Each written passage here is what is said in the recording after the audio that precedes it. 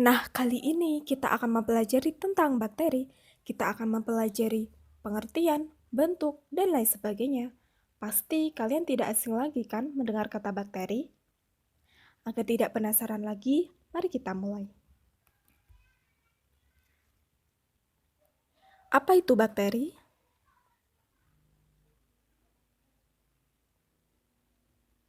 Istilah bakteri berasal dari bahasa Yunani, dari kata bakterion yang berarti tongkat atau batang, bersel satu, dan umumnya tidak berklorofil. Bakteri adalah organisme prokariota uniseluler yang hanya dapat dilihat dengan menggunakan mikroskop.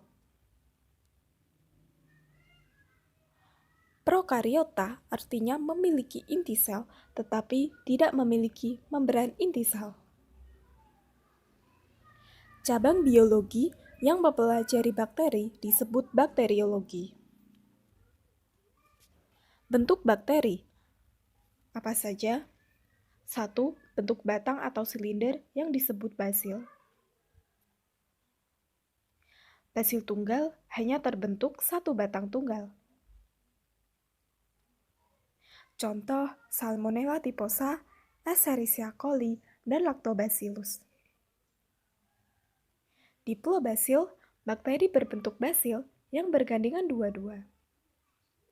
Streptobasil, bakteri berbentuk basil yang bergandengan memanjang berbentuk rantai, misal Bacillus anthracis, penyebab penyakit antraks. 2. Bentuk bulat atau kokus. Monokokus, bakteri berbentuk bola tunggal, misal Monococcus gonorrhoeae.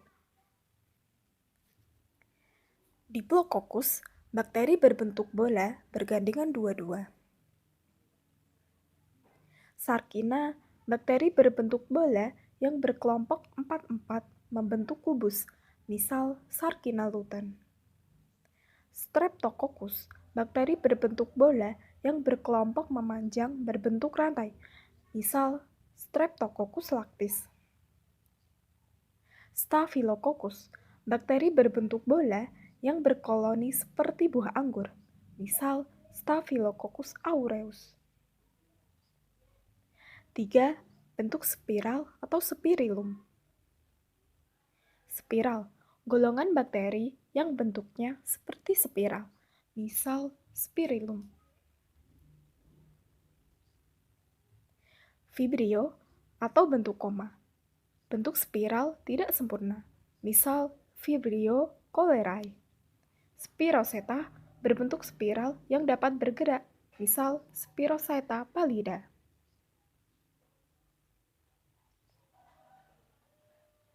Itu tadi bentuk bakteri. Struktur bakteri. Dinding sel mukopolisakarida dan peptidoglikan murain, yaitu susunan yang terdiri dari polimer besar dan terbuat dari N-asetil glukosamin dan asam N-asetil muramat yang saling berikatan silang dengan ikatan kovalen.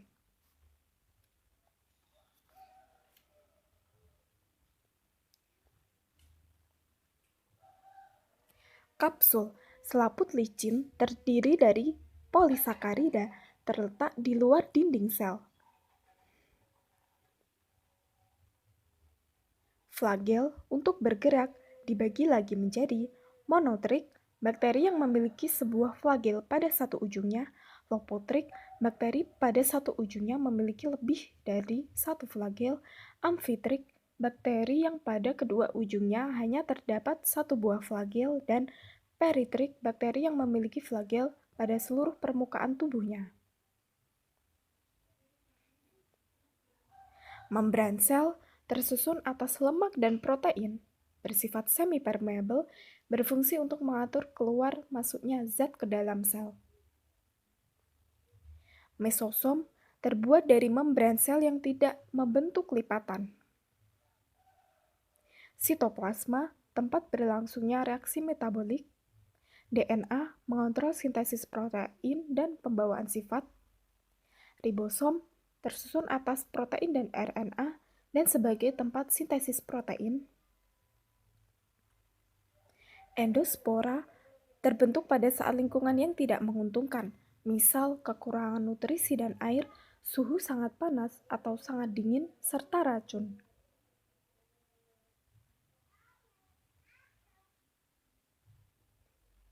Reproduksi. Bakteri berkembang biak dengan cara vegetatif dengan pembelahan biner. Pada pembelahan ini, sifat sel anak yang dihasilkan sama dengan sifat sel induknya.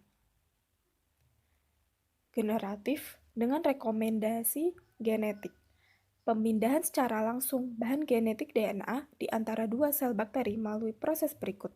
Transformasi, perpindahan materi genetik berupa DNA dari sel bakteri yang satu ke bakteri yang lain.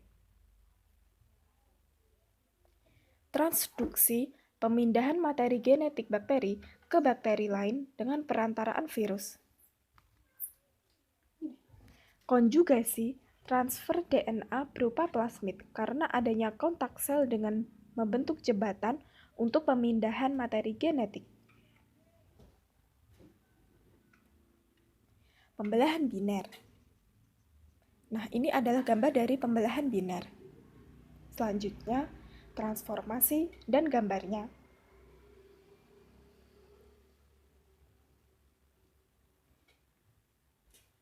Dan ada juga transduksi dan konjugasi. Ini adalah gambar transduksi dan ini konjugasi. Bakteri menguntungkan dan merugikan. Pasti banyak orang yang berpikir bakteri hanya merugikan dan membawa penyakit saja. Padahal ada bakteri yang menguntungkan dan malah ada yang membantu proses pembuatan makanan. Bakteri menguntungkan. Rhizobium atau Rhizopus berperan dalam mengikat nitrogen pada akar tanaman polong-polongan. Escherichia coli berperan dalam proses pembusukan makanan. Acetobacter psyllium berperan dalam pembuatan nata de coco. Bakteri merugikan. Clostridium tetani menyebabkan penyakit tetanus. Corynebacterium diphtheria penyebab difteri, dan Staphylococcus aureus menyerang saluran pernapasan. Nah, itu dia penjelasan bakteri. Terima kasih sudah menonton. Please subscribe, like, dan share, dan komen juga.